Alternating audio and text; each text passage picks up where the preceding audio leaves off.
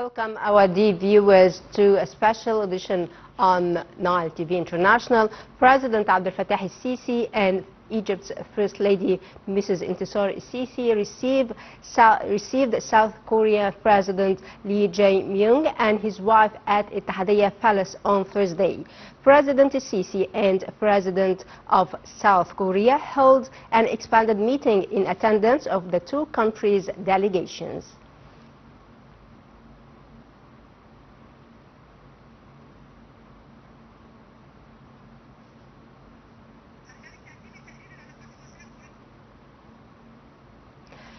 And the relationship between Egypt and South Korea has flourished over the past 30 years to one that is increasingly shaped by shared interests in stability, development, and also global competitiveness. We have more details in the following report. The relationship between Egypt and South Korea has transformed over the past 3 decades from a modest diplomatic connection into one of the most dynamic and forward-looking partnerships linking the Middle East with East of Asia. Today, the two nations regard each other as strategic partners whose cooperation spans economics, industry, defense, renewable energy, technology, and cultural exchange. This comprehensive relationship is increasingly shaped by shared interests in stability, development, and global competitiveness. At the political level, bilateral relations have gained unprecedented momentum. High-level visits, including the most recent summit between President Abdel Fattah el-Sisi and his South Korean counterpart, President Lee Jae-myung, underscore a mutual commitment to elevating cooperation to long-term strategic alignment. Cairo has long recognized Seoul as an advanced industrial power with a disciplined development model, while South Korea views Egypt as a pivotal state in the Middle East and North Africa, a gateway to Africa and a cornerstone of regional stability. This political trust has created the foundation for deeper economic and security collaboration.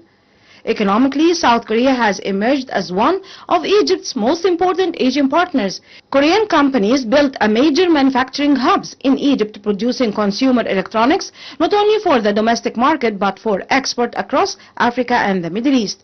This investment reflects a wider trend: Egypt's ambition to become a regional industrial base and South Korea's strategy of expanding supply chains beyond East Asia. Trade between the two countries has grown steadily, with machinery, electronics, and automotive components comprising the bulk of Korean exports, while Egypt sends petrochemicals, agricultural goods, and minerals to the Korean market. For Cairo, the challenge now is to deepen technology transfer and ensure that Korean investments translate into more skilled jobs, higher local content, and stronger industrial capabilities. Beyond strategic sectors, cultural and educational ties are strengthening the social fabric of the relationship. The rise of Korean culture, especially K-drama, K-pop, and Korean cuisine among Egyptian youth, has created unexpected soft power bridges. Korean scholarships, language programs, and academic exchanges are expanding, complemented by growing tourism flows in both directions. These human connections help anchor the relationship beyond government and corporate spheres, ensuring long-term sustainability.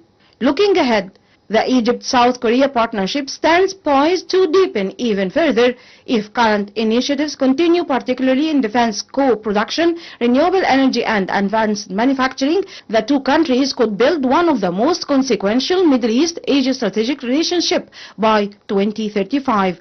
Such a partnership would not only strengthen both nations but also contribute to regional stability, economic modernization, and diversify global supply chains.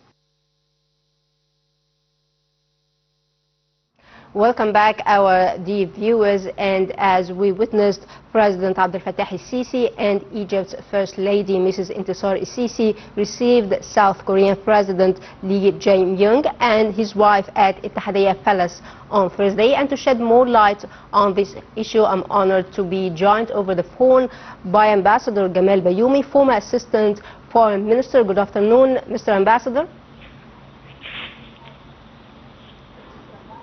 Good afternoon, how are you? Thank you so much, sir, for joining us. I hear you through the telephone, I can't hear you through.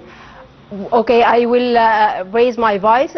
Thank you so much, sir, for joining us on Nile TV International. And at the beginning, I would like to ask you about the importance of the visit and also its timing. Yes, this is a very important visit, and really, I am personally happy as an old diplomat because I was watching the developments of such an relation. You know that during the time of the late President Mubarak, he owes a lot to North Korea because during the October War '73, they helped him and they helped our air forces. So he owes a little bit of sort of relation to North Korea. That's why we did not agree to establish a relation between Egypt and South Korea, except on the rank of Consul General in Cairo. And it continued like that until the end of the time of President Mubarak. Now we have full representation with the rank of ambassador and embassies. And really we cannot deny that South Korea is a good example of development, and they made a good effort. Now they are one country among the richest 20 countries in the whole world. So we have a little bit of something to exchange, and we are inviting Korea, like all the Far Eastern countries, to come and to invest in Egypt, especially to invest in the Suez Canal zone, where it makes the distance between their production and their main trade partner, which is European Union, is shorter. Also, if you produce in Egypt, this is how we are marketing for Egypt. If you produce in Egypt, then you are exempted from taxes, custom duties in the Arab world, in Africa, and the European Union. This is a huge market of 2,000 million inhabitants. These things are one of the most important things that we are attracting foreign direct investment, including South Korea. And I am quite sure that there are a lot of things we can exchange, and we have now embassy in Seoul, and the South Korean have ambassador in Egypt. So it is part of my history in the diplomacy, and I am happy to reach this result nowadays, that our president at last is receiving the president of the South Korea. Great. Also, Mr. Ambassador, to what extent can Egypt and South Korea boost cooperation regarding the file of peace? Here we say that the sky is the limit. Yes. Just think, and there are many fields and domains where we can cooperate deeper and deeper. And we can exchange experience in many fields, especially industry. Especially Egypt has a long history in agriculture, and we are a main producer and exporter of agriculture products. So there are a lot of things. And as I mentioned also, that if we offer Korea a place to produce and to manufacture their production in the Suez Canal zone, then it is a good thing to attract Korean investment. This is what I think, and of course, as I said, the sky is the limit.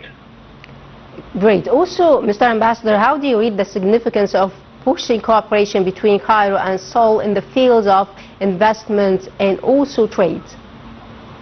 Yes, it gives a good example, and I am happy to tell you that Egypt is the most attractive market for investment in the Arab world and in Africa also. But I am always greedy. I want my country to double its capacity to attract more and more foreign direct investment. And this is a good example. If a country in the size and the weight of South Korea comes to Egypt, this will give a sort of example, good example for others, to encourage them and to come and to invest in Egypt. Well, and also how could this visit influence Egypt's relations with other Asian countries, like, for instance, China and Japan? Yes, it gives a good example to China, but China now is ahead of this. China is a good partner. They started already to invest in the Suez Canal zone. Japan is a good candidature, like you rightly said. Maybe Russia also, because those very far countries, they need to use the geographical position of Egypt in the middle of everywhere. So, as you rightly said, we'll give a sort of example for others to come and to follow what China did, what South Korea is almost going to do in the near future. Well, Mr. Ambassador Gamal Bayoumy, former Assistant Foreign Minister, I would like to thank you so much, sir, for your insight. Thank you so much. And by that, dear viewers, we come to the end of this coverage. Thanks for watching, and stay tuned for more on Nile TV International.